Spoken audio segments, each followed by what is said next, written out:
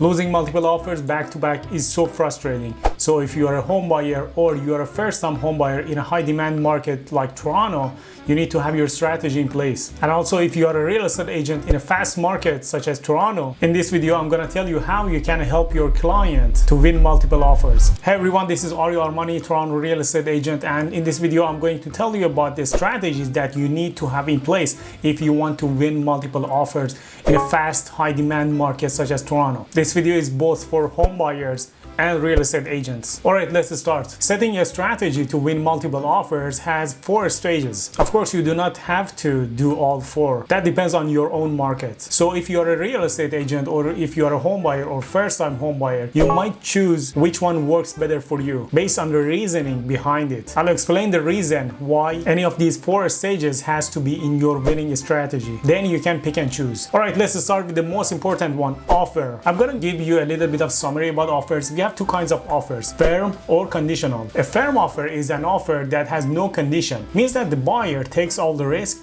and buys the property as is and will have to close the transaction no matter what. That is a firm offer. So once you sign a firm offer, you have to close that transaction no matter what. Okay, and conditional offers are offers that you put conditions in your offer. Conditions can be, for example, home inspection condition or financing condition or a status certificate review condition in case of condos or any other condition that the buyer or your client may ask for it. All right, let's get back to multiple offers. Multiple offers happen. Of course, if you're a real estate agent, you know that already. Or if you're a buyer who has lost a couple of properties because of multiple offers or competition, you might know that already. But if you're a first-time buyer and you're planning to just enter the market, I'm gonna tell you what multiple offers are. There's a marketing strategy that in high-demand markets, sellers decide to list their property lower than the market value. I'm gonna use round numbers so you can understand how it works. Let's say, for example, a property, a house down your street worth $1 million, and you see there's a for sale sign in front of it. Then you go and check the price and you see they have listed it $899. You might think, oh, that's a great deal. But a week later, you see that the $1 million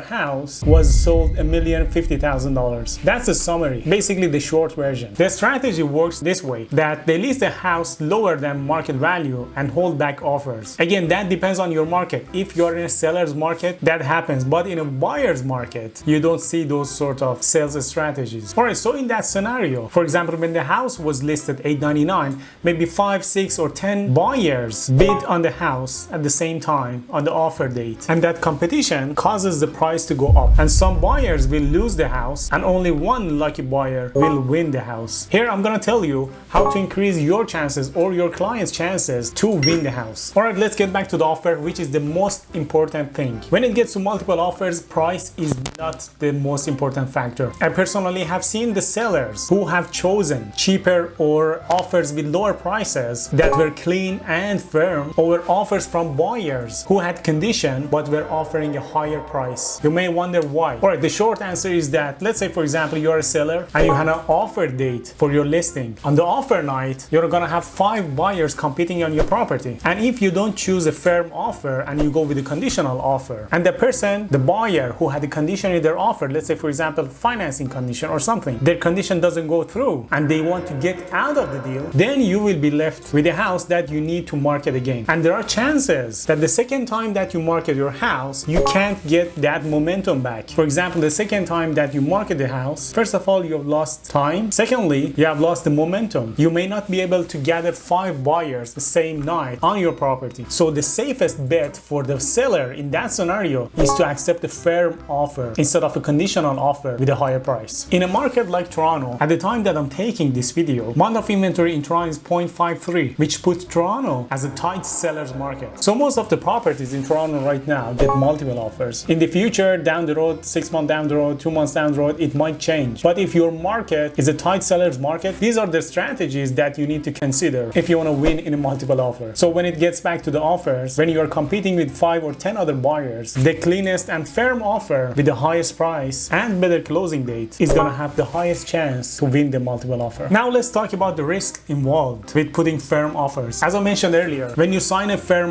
offer, you sign under the seal that you're going to close this transaction no matter what. And all the risk is on the buyer. And if the buyer can't close the transaction, they are facing the risks such as losing their deposit or paying more financial penalties more than their deposit to the seller in some cases. So when you sign a firm offer, you better have a plan. Otherwise, don't do it. What I always tell buyers or newer agents is that a buyer, before signing a firm offer, has to do their due diligence. For example, you need to confirm it with your mortgage broker that can you close this transaction? Can you afford this house? And get the green light from your mortgage broker that, hey, you can afford this house and you can close this transaction. You have to do your due diligence for your financing before removing the financing condition from your offer. Or for example, if you're buying a house, you want the house to be inspected by a professional home inspector. Alright, the same applies if you want to buy a condo apartment. You have to make sure that your lawyer reviews the status certificate for you before putting a firm offer. In the next section, I'm going to tell you about the most common conditions that buyers usually use. So if you want to waive them or you want to remove them from your offer while submitting a firm offer, you know what they are. Most common conditions for houses are financing and home inspection. However, if you are in rural areas, you want to have other conditions as well, such as well water quality or septic tank inspection and any other condition that you think you may need. However, when you want to remove those conditions, for example, if you want to remove home inspection condition, you have to either take the risk and buy the house as is, or you hire a home inspector to walk through the house with you before submitting a firm offer. If you want to purchase a condo apartment with a firm offer, the conditions are more limited. Conditions in purchasing the condo apartment are typically financing and a status certificate review, which you have to make sure that you do your due diligence for both conditions before submitting a firm offer. If you are dealing with older townhomes that are part of a condo apartment, or you walk into a condo apartment that you feel that you may need a home inspection on that as well, you can take a home inspector with you to walk through the house and point out any red flags if they see any. Alright, number 2 is the price. What price do you want to put on an offer? You don't want to put a price too high to risk the under appraisal. Also, you don't want to put the price too low to lose the bidding. For that, talk to your agent and check comparables in the area and the most recent solds, and also talk to a mortgage broker about your financing and how high you can go. Then based on the number of offers, decide about the price. Number 3 is the deposit bank draft. I highly recommend you to have the deposit bank draft in your hand with the offer. That's going to show the sellers first you are committed, and second you are ready to go. That will help you a lot when you are in close competition with other buyers. Number 4 is a little bit of personalization. That might work in your favor if you are in close competition with other buyers. Let's say, for example, I had a buyer and we were bidding on a house, and it was before the pandemic. We went there to present the offer in person. I presented my client's case, and the sellers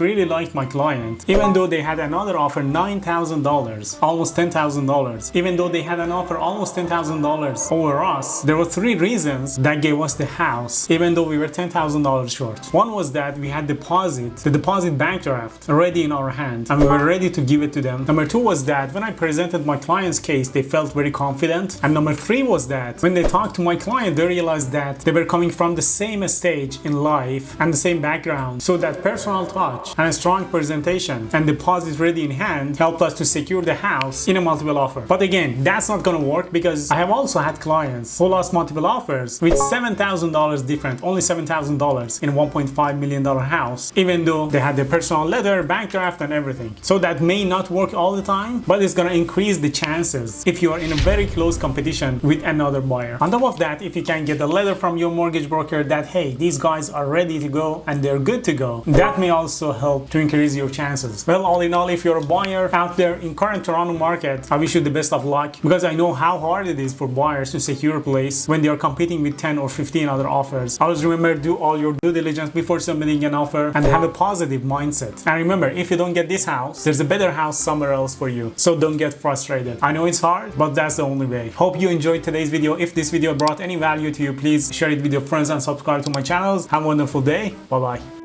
bye.